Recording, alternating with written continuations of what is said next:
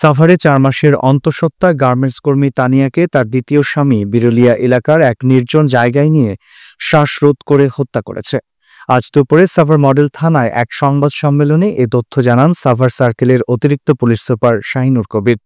Police জানায়, গেল ২৩ April পারিবারিক কলহের জের ধরে স্ত্রী পোশাক শ্রমিক তানিয়া আক্তারকে সাভারের বিরুলিয়ার ছোট কালিয়াকোর এলাকায় বাঁশঝাড়ে নিয়ে শ্বাসরোধ করে হত্যা করেন স্বামী সোহাগ মিয়া।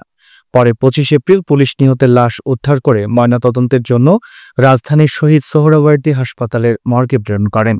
এ ঘটনায় পুলিশ উন্নত তথ্য প্রযুক্তি ব্যবহার করে ভোররাতে ৪ মাসের অন্তঃসত্ত্বা স্ত্রীকে হত্যাকারী স্বামী সোহাগ মিয়াকে আশুলিয়া এলাকায় অভিযান চালিয়ে গ্রেফতার করেন। নিহত তানিয়া আক্তার ও তার স্বামী সোহাগ মিয়া আশুলিয়ায় একই কারখানায় চাকুরি করতেন। তারা ভাড়া থাকতেন আশুলিয়া ইউনিয়নের সাধুপাড়ার বৌবাজার এলাকায়। ঘাতক স্বামী নওগাঁ জেলার সদর থানার বাসের আলী মোল্লার ছেলে। আসামিকে দুপুরের আদালতে প্রেরণ করেছে পুলিশ। এ সময় সংবাদ সম্মেলনে উপস্থিত ছিলেন সাভার মডেল থানার অফিসার ইনচার্জ মোহাম্মদ জুয়েল মিয়া সহ অন্যান্য অফিসারবৃন্দ। গণমাধ্যম কর্মীরা এ সময় উপস্থিত ছিলেন।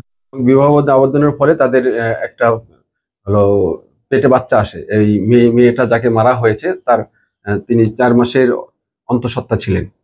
তো তাকে নির্মমভাবে মেরে ফেলেছে সে এই সোহাগ। এই নৈপথ্যের কারণ যে সেটা হলো, তার প্রথম স্ত্রী জেনেছে যে তাকে তুমি আবার বিয়ে করেছো, সেটা বাচ্চা আসছে, এদের মধ্যে একটা দ্বন্দ্ব চলছিল। তখন সে স্ত্রীকে অন্য পুরুষের সাথে পরকীয়া রয়েছে এই রকমের একটা অপবাদ দিয়ে তাকে সেদিন ঘটনার দিনে তারা যে আশুলিয়া থানাধীন একটা বাসায় ভাড়া থাকতো, সেই ভাড়া থেকে তাকে নিয়ে যায় সাথে করে, বলে যে চলো আমরা বেড়াতে যাই। ২৩ তারিখে রাত ৮টার সময় যেহেতু তার স্বামী স্ত্রী, সেই বাজারের মধ্যে নিয়ে যাওয়ার পর সে তাকে